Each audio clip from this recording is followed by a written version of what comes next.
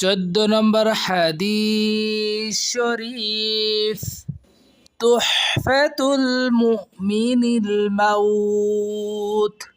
14 নম্বর হাদিস শরীফের অর্থ ইমানদারদের জন্য মৃত্যু উপহার স্বরূপ।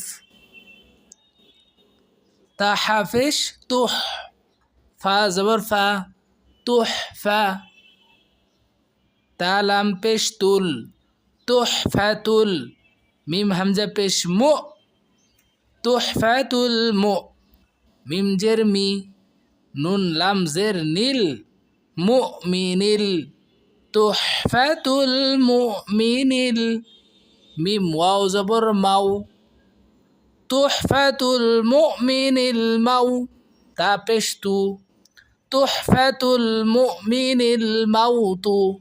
এখানে যদি আমরা ওয়াকফ করি তাহলে হবে মাউত, মধ্যে লিন এক আলিফ টান দিয়ে পড়তে হবে। তুহফাতুল মুমিনিল মাউত।